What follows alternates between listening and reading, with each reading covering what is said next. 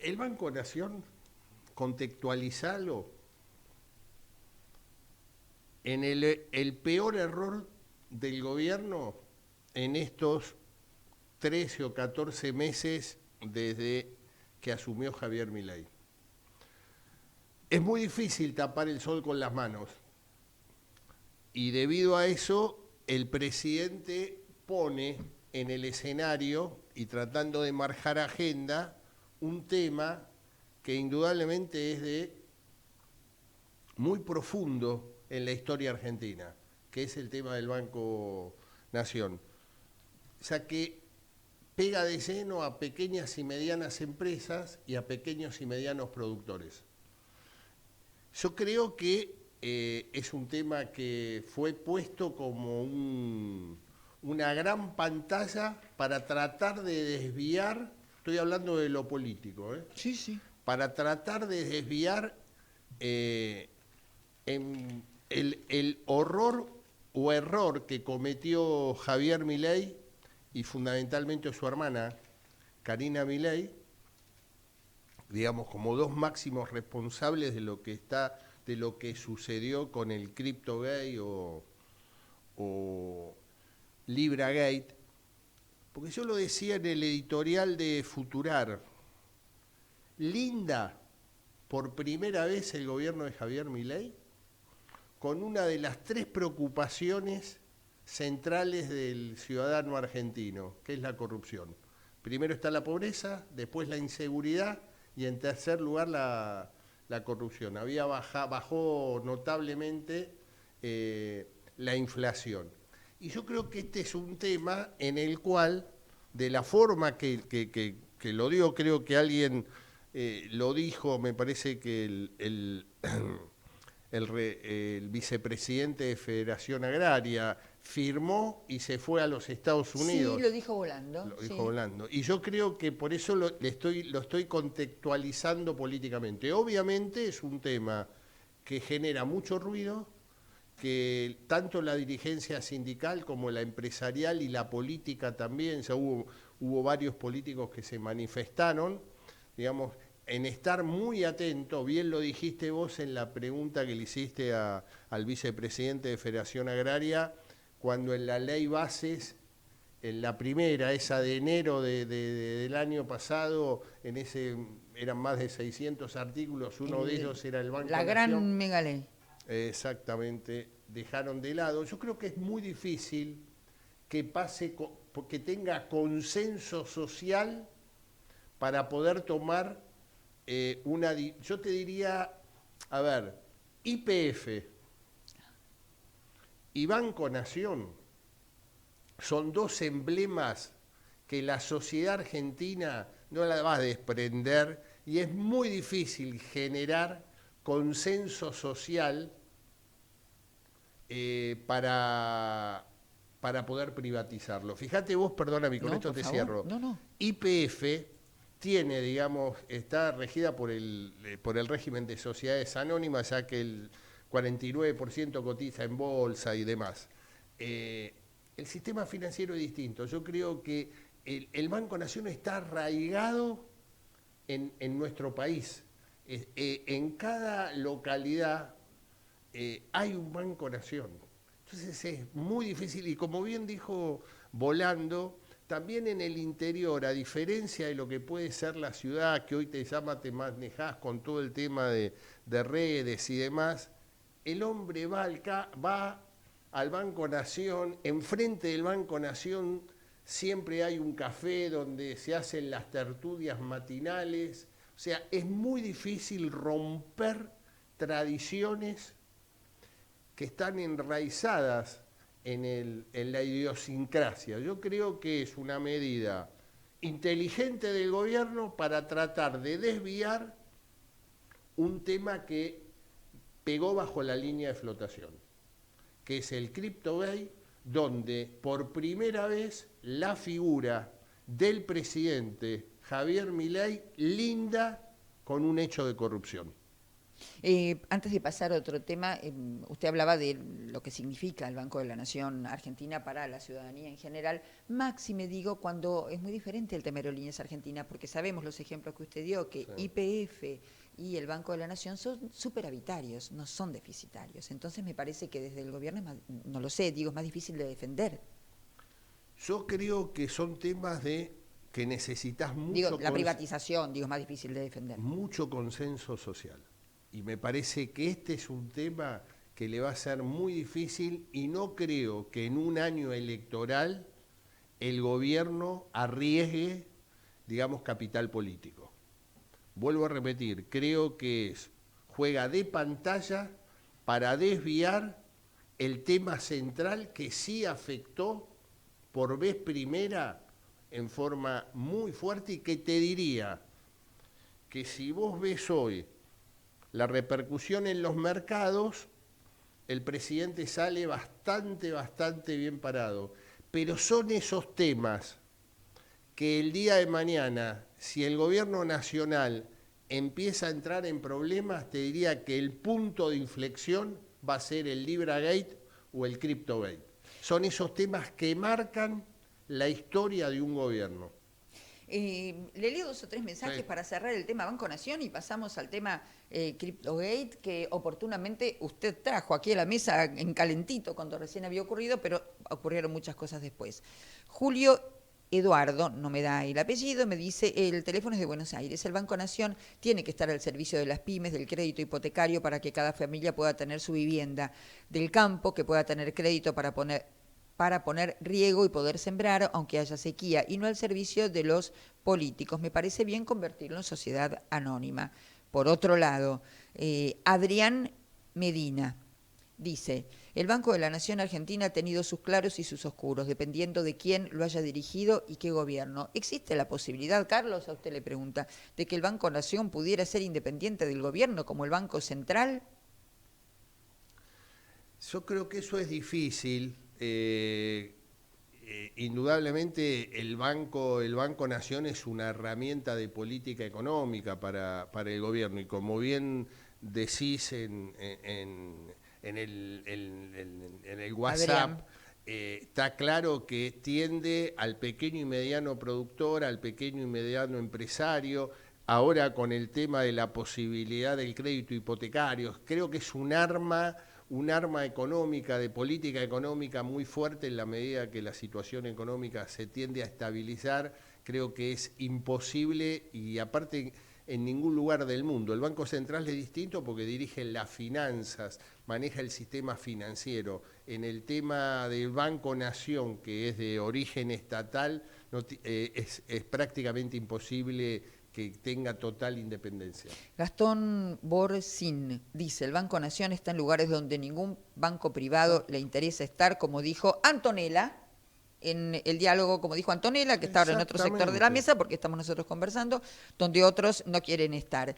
Alex dice, la sociedad anónima es algo buenísimo y como debe ser. El Banco Nación no es para financiar a los políticos y le pone un improperio a la política. Uno más y cerramos el tema Banco Nación, ¿les parece bien? Vamos con otros temas. Juan Manuel. Ah, mire lo que introduce, que es cierto, ¿eh? Los municipios son los malos de esta película. De eso no hablaste, Karina. Es verdad, no lo conversamos porque no era el tema en cuestión, no era la sociedad anónima. Es largo lo que me pone, pero te entiendo lo que me decís, Juan Manuel. A lo que refiere, Carlos, Juan Manuel, Rosario es la característica.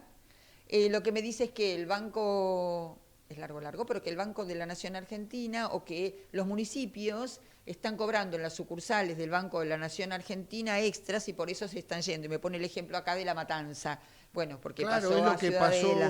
lo que pasó Es el esta ejemplo que me semana, pone. lo marca bien, porque Es cierto, no lo hablamos. había una tasa muy alta para toda actividad financiera en el municipio de La Matanza y es por eso que se cierra una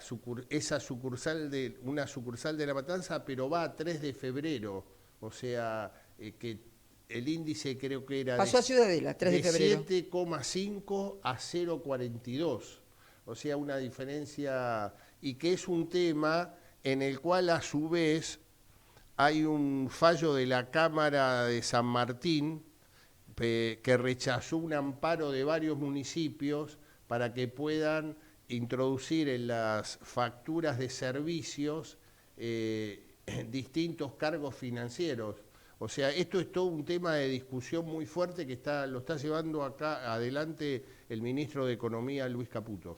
Una más, y ahora sí, me vuelve a contestar Juan Manuel, que me indica de qué barrio de Rosario es, así que muchas gracias. Están atentos escuchando, gracias, y gracias por ser parte, estar tan atentos a esta comunidad de Chácara 360. Me dice, estoy de acuerdo con, como por si no había quedado claro, dice, estoy de acuerdo con la privatización del banco, no, privatización, no, con la transformación del Banco Nación en una sociedad anónima. Pero atención, que no implique el cierre de sucursales, el despido antes de una posible privatización. Bueno, muchísimas gracias por ello, gracias por los contactos, seguimos 11-461-4677, semana hiperactiva, Cripto y Congreso de la Nación. Sí, semana, ¿cómo dijiste? Semanón o Semanona, dije yo, porque lo puse en femenino, pero no existe, no lo mismo, ya sé, creo, no me reten. Creo que sí, porque es un tema de magnitudes. Yo sabes que creo que lo que se vio en el Senado de la Nación puede tener varias aristas. En la situación que estaba el gobierno, por el impacto en opinión pública y fundamentalmente en el lugar donde ellos mejor se manejan, que es en redes sociales. No le fue bien. ¿Cómo? No le fue bien en redes No le sociales. fue bien, por eso digo, Milei habló de cachetazo. Yo creo que el trompazo que recibió el presidente fue aquel famosa, me acuerdo en el Luna Par, ese trompazo de Briscoe a Carlos Monzón en ese, creo que era el 9º round, donde Monzón estaba mirando el reloj de cuánto faltaba para terminar ese round. Pero así todo salió bastante airoso esta semana. Perdió en un tema clave que era la nominación de los miembros de la Corte Suprema de Justicia. Pero, digamos, en el debe y el haber de cómo venía el gobierno en la semana, fue más haber que debe. Pero también, ¿sabés lo que ayudó? Lo que venimos hablando muchísimo tiempo, es la deflación de liderazgos en la oposición en la Argentina. Fíjate vos la Unión Cívica Radical. Por ejemplo, para tomar un ejemplo, el presidente de la Unión Cívica Radical, Martín Lustó, es senador nacional. Y vos veías la votación de senadores radicales y uno dice, ¿y la conducción nacional? ¿Dónde está? ¿Cómo puede ser que el senador y presidente de la Unión Cívica Radical, Martín Lustó, no tenga diálogo con Eduardo Valdés, con Maximiliano Puyaro? Los gobernadores radicales. Pero esto es lo que te digo, pero no se pueden poner de acuerdo en una postura en común. Es un partido totalmente desmembrado, porque no hay liderazgos. Ayúdeme, hoy podrían ser aquellos senadores que responden a los gobernadores, que directamente votaron en función, que algunos incluso cambiaron, por lo menos desde el punto de vista Sí. del discurso. Pero dijeron una cosa y votaron. Después, el grupo que acompaña al presidente, que es Lustó, y los jóvenes, que ahora salieron a decir, los jóvenes radicales, si el partido, para funcionar así, el presidente de la juventud, que se desarme. Pero que, O sea, pero que te vuelvo a repetir, cuando yo te hablo de deflación de liderazgos, lo viste claramente en el radicalismo esta semana, lo viste en el peronismo, donde, digamos, tenés un bloque de 34 senadores, pero que indudablemente el liderazgo no está consolidado. O sea, empiezan a surgir, ya no es la misma Cristina Kirchner de hace años atrás, es una Cristina Kirchner que, lo vengo diciendo hace mucho tiempo, tiene más que ver con el presente y el pasado que con el presente y el futuro. O sea, a Cristina Kirchner le es muy difícil generar mayorías. Lo mismo le pasa a Mauricio Macri. El tema de liderazgos se revalidan por la ciudadanía. Y hoy la política no está enfrentando a la ciudadanía, está de espaldas a la ciudadanía.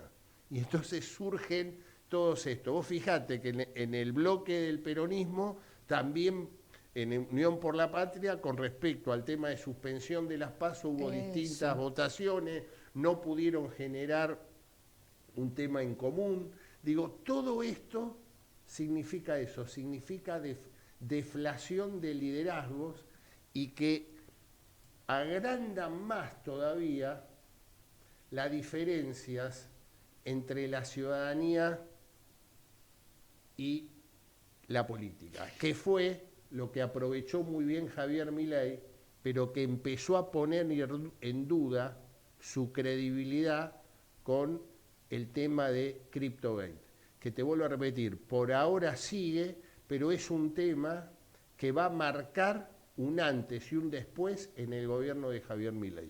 Mire, ahora voy a leer el mensaje de un televidente, de un oyente, pero me viene a cuento lo que él dice. Se aprobó el tema de la suspensión de las PASO. Salió proyecto de ley de reiterancia. No pudo con la Corte, pero era casi sabido, ¿no?, que no iba a tener, o al menos era lo que manejaban los políticos, que no iban a tener los votos suficientes. Milei ha dicho en varias ocasiones, no lo ratificó el vocero presidencial. Él ha dicho muchas veces que para eso tiene el decreto, que podría actuar en entrevistas que ha tenido. Pero acá me dice, que lo voy a decir yo con mis palabras, pero después leo el mensaje, no quedó antigua la política con lo de cuando la oposición le pide conformar una comisión para investigar.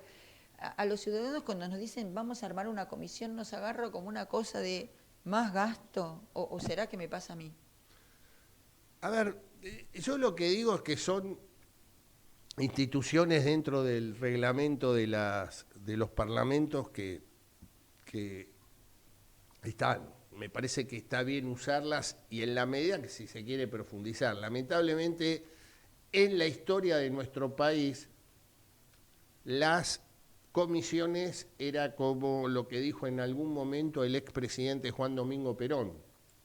Si querés que nada se aclare, arma una comisión. Y esto lamentablemente, ese dicho creo que fue una realidad si uno revisa la historia argentina. En la mayoría, puede haber algunas excepciones, ahora en este momento no lo tengo en mente, por eso no quiero ser tan taxativo, pero en líneas generales, mayoritariamente las comisiones no dieron el resultado esperado. Digo, en esto va a seguir, te diría que cuando se inicien las sesiones ordinarias en el Senado se va a volver al tratar porque está en comisión y en ese momento ya no necesitas los 2/3 porque va a haber dictamen, es por mayoría simple, así que esa comisión en marzo, abril se va a conformar. Lo mismo puede pasar en la Cámara de Diputados y ahí se verá. Creo que ahí vas a tener mucho show. ¿Por qué? Y porque es un año electoral, Karina. Entonces cada uno va a tratar de conseguir su objetivo. Tengo reflexiones y una pregunta. Alguien que no me pone su nombre es de la ciudad de Buenos Aires. Decime cómo te llamas. Me dice, se suspendieron las PASO oficialmente. Nos vamos a ahorrar un vagón de plata, dice. Pero la realidad es que el presidente de la Nación fue muy pícaro, y lo pone entre comillas, mandando esos proyectos a tratarse justo ahora para desviar la atención. No, ya estaba previsto. No, ya estaba, venían con media sanción de la Cámara de Diputados, que obviamente yo creo, en lo personal pienso que el tema de la suspensión de las PASO fue con criterios y avivadas políticas, a beneficio. También lo hizo Jorge Macri en la ciudad de Buenos Aires. Acá uno de los mensajes justamente pone, ¡qué vivo Jorge Macri! Por eso le iba a digo. leer, Fran Fernández, suspendieron las PASO. Hizo facto, pone, el primo de... ¡Ay, tremendo! El primo de Macri la suspendió en la ciudad. No, yo lo que digo Fran es Fernández. que las PASO es interesante en el momento que se puedan formar coaliciones electorales para poder llegar al gobierno. Sin PASO era imposible, por ejemplo, haber armado Cambiemos, cuando Mauricio Macri resultó ganador y después fue electo presidente de la República. es muy, digamos, creo que corta la posibilidad de negociación y que sea la ciudadanía que decida. Si hay una coalición en ciernes de diferentes partidos políticos, la PASO es el instrumento ideal porque es la sociedad la que se manifiesta. Yo te diría que en democracia medirlo nada más la suspensión de las PASO por un criterio, con un criterio economicista, me parece que tiende más a la viveza y a la oportunidad de los gobiernos de turno. ¿Por qué? Porque desarman todo tipo de posibilidad de distintas fracciones políticas de coalicionar. Y entonces le da muchísima más libertad para poder enfrentar las elecciones a los ejecutivos de turno, sean nacionales o provinciales. Bueno, Pedro Salinas dice agua bendita, Concordia, Entre Ríos, así que asumimos que sos de allá, y dice abrazo a Carlos, excelente explicación. Pedro Salinas, gracias por contactarte con nosotros. Bueno, alguien más que no nos deja, déjennos sus nombres cuando nos escriben, porque cuando ustedes me mandan el mensaje, sepan, a mí me llega el teléfono de ustedes, pero no el nombre. Así que contame cómo te llamás, de dónde sos, para poder formar parte de esta comunidad. Nada más, me manda una foto de la pantalla como que nos está viendo y nos pone bien con signos de admiración, así que gracias, queremos ir por el buen camino, que vos nos sigas, pero contanos cómo te llamás. Carolina Ramos dice, este año no habrá paso, se suspendieron, 43 votos a favor, 20 en contra, 6 abstenciones. Me parece importante contar cómo votó cada senador y me pone el detalle, lo vamos a publicar, de cómo votó. Ya está publicado en revistachacra.com.ar. Nos pone en detalle cómo votó cada senador y después nos dice, ahí es importante para analizar qué intereses tiene cada uno de los gobernadores. Claro, porque se votó en el Senado, lo hablaba usted recién. Mira, Carolina es la que habla. Carolina Ramos. Carolina, mira, yo lo que creo es que obviamente las negociaciones fueron profundas. Cada gobernador tiene sus propias necesidades. Por ejemplo, el senador por Santa Fe votó en contra de la comisión investigadora. Responde al liderazgo del gobernador Maxi Puyaro. Un Maxi Puyaro muy cercano ideológica y partidariamente al presidente de la Unión Cívica Radical, Martín Lustó, porque estaban dentro del espacio evolución. Totalmente votó diferente a lo que votó Martín Lustó. ¿Y por qué lo hace? Y porque yo creo que el gobernador tiene intereses.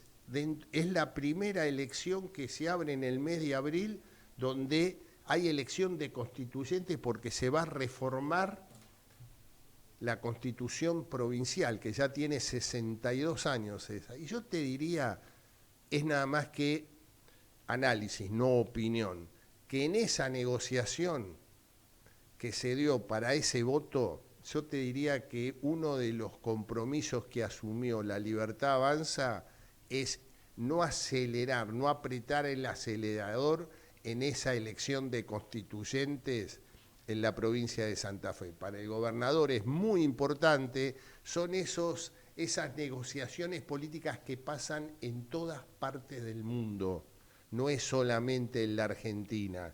O sea, y el gobierno nacional, a pesar de hablar de castas, de políticos corruptos, de ratas, etcétera, etcétera, etcétera, cumple todos los requisitos que tiene que cumplir un ejecutivo de negociar con sus gobiernos provinciales y con sus gobernadores de diferentes credos políticos para poder obtener sus objetivos. Y esto es lo que estamos viendo y lo vas a seguir viendo durante todo el año. Dos más, antes de despedirlo, no abusar de su tiempo, queremos agradecerles, me anoté de este teléfono, José Luis de Macri, perdón, de Cava pone, ¿y Macri? Signo de pregunta, nada más. Entiendo que se refiere a Mauricio. Y yo creo que Macri... ¿Te referías a Mauricio? Contanos. Macri está en un grave problema, porque Macri está en una posición dura que va de a poquito endureciendo su discurso con respecto al gobierno nacional. El problema que tiene Mauricio Macri es esta deflación de liderazgos, es cómo contiene a muchos dirigentes, fundamentalmente de la provincia de Buenos Aires, y hablo específicamente de la provincia para no agrandarme en distintas otras localidades, en el cual ven muchos dirigentes del PRO que su futuro empieza a oscurecerse si hay una ruptura muy fuerte con el gobierno nacional. O sea, la Libertad Avanza y el PRO en la provincia de Buenos Aires es una fuerza muy competitiva que podría enfrentar con mucha competencia al oficialismo de turno, que es Unión por la Patria, y donde todos estarían diciendo que la lista nacional estaría encabezado por Cristina Kirchner. Digo, ahí me parece que van a tener que trabajar mucho. Una cosa es la capital federal, que ya está decidida, que creo que van a ir separados, pero en el resto del país yo te diría que cada provincia va a tener su propia arquitectura electoral, y creo que también lo he dicho, hoy en la Argentina son 24 elecciones diferentes. 11 de la mañana, 4 minutos, un mensaje más y después leo otros en un ratito, pero hay que liberar a Carlos, si no lo tenemos de rehén acá en Chácara 360. Julio Iraeta, suspendidas las PASO, es una pregunta, por eso se lo traslado, no es un comentario. Suspendidas las PASO a nivel nacional, ¿el gobernador Kicillof tendrá que suspender las PASO a nivel provincial? ¿Tendrá algún sentido hacerla para elegir diputados provinciales o concejales? ¿Habría que habilitar colectoras? ¿Sería un gastadero de plata? Todo en signo de pregunta. Y esta es la pregunta del millón. ¿Cuál es el nombre? Perdón, ¿qué dice el lío? No, es primero el lío. Julio, creo que era Iraeta, ya lo digo. Julio, esa es la pregunta del millón y la disputa... Julio Iraeta. Es así, Julio, y la pelea interna que hoy hay en la provincia de Buenos Aires.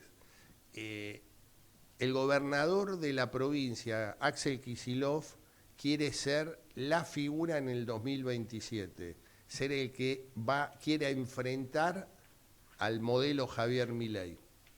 Y tiene por delante a la presidenta del Partido Justicialista a nivel nacional, la expresidenta Cristina Kirchner, que es donde mejor posicionada está, fundamentalmente en la provincia, pero no en toda la provincia, sino en el conurbano bonaerense.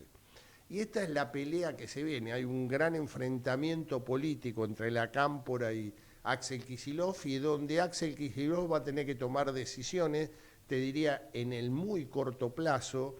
Yo el jueves pasado en el Dato Futurar decía que hay una propuesta que había caído bien a Cristina Kirchner, que la había hecho Sergio Massa, que para no debilitar al gobernador, aceptar el desdoblamiento de las elecciones en la provincia de Buenos Aires. Eliminar las PASO, aceptar el desdoblamiento, pero que la fecha para las elecciones de diputados, senadores y concejales sea en el mes de noviembre, es decir, post elecciones nacionales. ¿Por qué?